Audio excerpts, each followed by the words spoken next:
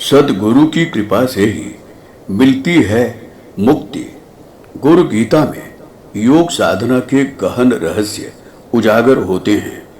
इसमें जो कुछ भी है वह सभी तरह के बुद्धि कौशल से परे है। गुरु गीता के महामंत्रों में निहित रहस्य बुद्धि से नहीं, बोध से अनुभव होता है। इसके मंत्राक्षरों की सच्चाई के तर्क से नहीं, साधना से ही जाना जा सकता है। जो लोग गुरु गीता को बुद्धि और तर्क से जानने की कोशिश करते हैं, वे अपने ही जाल में उलझकर रह जाते हैं। गुरु गीता के संबंध में उसकी बौद्धिक तत्परता उन्हें भ्रमों के सिवा और कुछ नहीं दे पाती। तर्कों से उन्हें केवल बहस का खोखलापन मिलता है। इसके विपरीत जो साधना करते हैं, वे अपनी साधना से प्राप्त अंतर्दृष्टि के सहारे सब कुछ जान लेते हैं। गुरु गीता की रहस्य कथा में अंतर्दृष्टि के रहस्यों की श्रृंखला स्पष्ट होती रही है। इसकी प्रत्येक कड़ी ने साधकों एवं शिष्यों की अंतर्दृष्टि में हर बार नए आयाम जोड़े हैं। पिछले क्रम में मां पार्वती ने भगवान सदाशिव से अनूठी जिज्ञासा जताई है। उन्होंने पूछा है कि हे महादेव, पिंड क्या है, पद किसे कहते हैं? हे भोलेनाथ, रूप क्या है और रूपातीत क्या है? मां की यह सभी जिज्ञासाएं जीवात्मा के अस्तित्व के अति गूढ़ प्रश्न हैं और इनका उत्तर किसी भी तर्क या बौद्धिक अनुमान से संभव नहीं है। इन सभी प्रश्नों का उत्तर केवल साधना की समाधि से शिव मुख से सुनकर ही जाना जा सकता है। इन साधना रहस्यों को अपने श्री मुख से उद्घाटित करते हुए भगवान महादेव कहते हैं, पिंडम कुंडलनी शक्ति पदम हंस मुदारितम रूपम बिंदु रीति ज्ञेयम रूपातीतम निरज्जनम पिंडे मुक्ता पदे मुक्ता रूपे मुक्ता वरानने रूपातीते तू ये मुक्तास्ते मुक्ता नाम संशयः। हे देवी, कुंडलिनी शक्ति पिंड है, हंस पद है, बिंदु ही रूप है तथा निरंजन निराकार रूपातीत है, ऐसा कहते हैं। जो पिंड से मुक्त हुआ, पद से मुक्त हुआ, रूप से मुक्त हुआ और जो रूपातीत से मुक्त हो सका, हे श्रेष्ठ मुखा वाली, उसी को मुक्त कहते हैं। इसमें कोई संशय नहीं है। गुरु गीता के उपरोक्त दो महामंत्रों में योगी जनों की समस्त योग साधना का सार है। विरले ही इसकी अनुभूति कर पाते हैं। भगवान शिव बड़े क्रम से माता भवानी को इन रहस्यों की जानकारी देते हैं। वे कहते हैं कि कुंडलिनी शक्ति ही पिंड है। इसका तात्पर्य यह है कि जब तक योग साधक में कुंडलिनी शक्ति सुप्त रहती है, तब तक वह देह बोध और देहाभिमान से बंधा रहता है। ऐसा व्यक्ति कितनी ही पुस्तकें पढ़ डालें, भले कितने ही शास्त्रों का अध्ययन कर लें, पर उसे देह बोध से मुक्ति नहीं मिलती। इनके पास तर्क तो होते हैं, पर बोध नहीं होता है।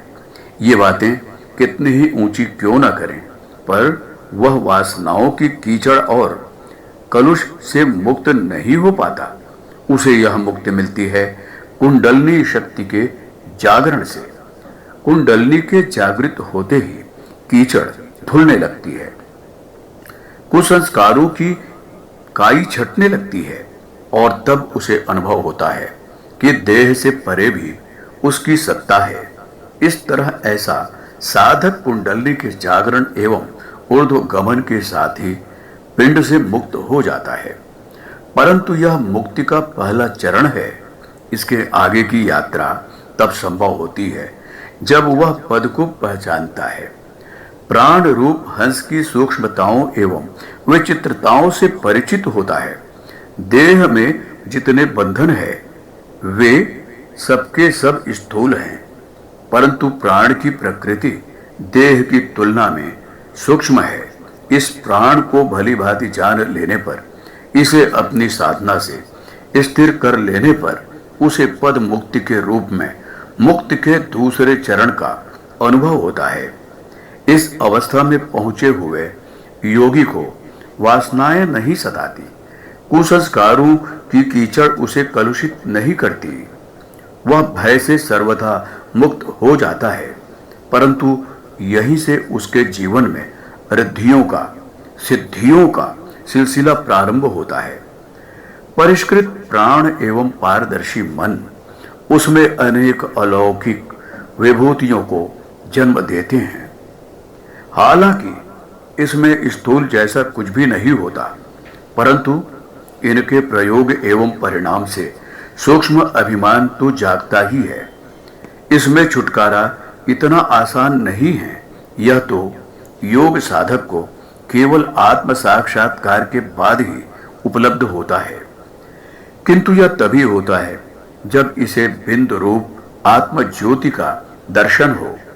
यह दर्शन ही आत्म साक्षात्कार है। जो योग साधक इस आत्म रूप का साक्षात्कार करता है, वही मुक्ति के अगले चरण यानी कि रूप मुक्ति का आनंद उठा सकता है। योग साधक की यह अवस्था पूर्णतः द्वंद्वातीत होती है। न यहाँ सुख होता है और न दुख। किसी तरह के सांसारिक लौकिक कष्ट उसे कोई पीड़ा नहीं देते। गुण गुणों में बसते हैं। इस सत्य का अनुभव उसे इसी अवस्था में होता है।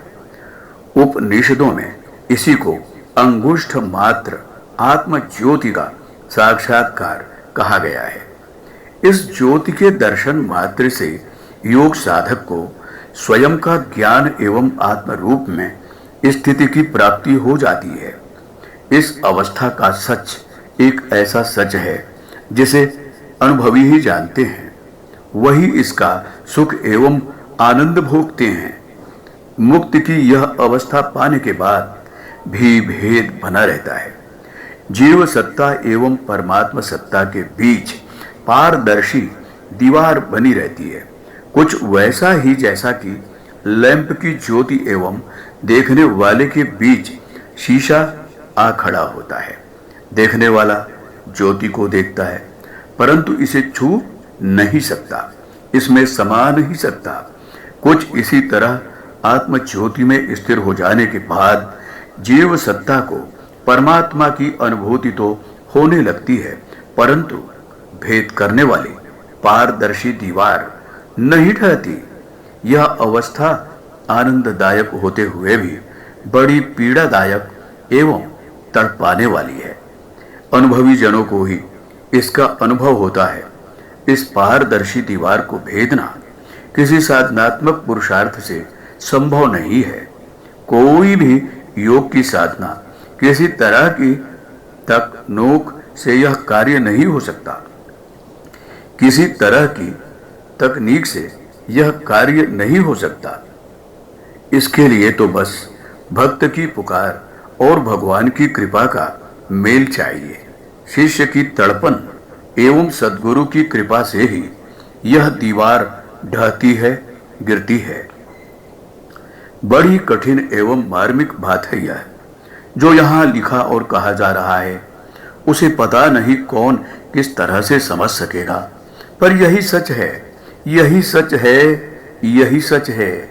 जिसे अपने गुरु की यह कृपा मिल जाती है उसी को रूपातीत निरूपण का ज्ञान होता है और फिर इसी के साथ वह स्वयं भी रूपातीत एवं निरूपित हो जाता है। यही संपूर्ण मुक्ति है। सद्गुरु की अपने शिष्य पर अनूठी कृपा है। इस कृपा को पाने वाला कौन होता है, इसे भगवान सदाशिव अगले क्रम में बताते हैं। पुस्तक गुरु गीता, लेखक डॉक्टर प्रणव पंड्या। अगर आपको हमारी यह वीडियो पसंद आई हो तो इसको लाइक करें, कमेंट और शेयर जरूर करें और हमारे YouTube चैनल ऋषि चिंतन को सब्सक्राइब भी कर लें। साथ ही बेल आइकन को भी दबाएं ताकि आपको आने वाली वीडियोस की नोटिफिकेशंस मिलती रहे। धन्यवाद।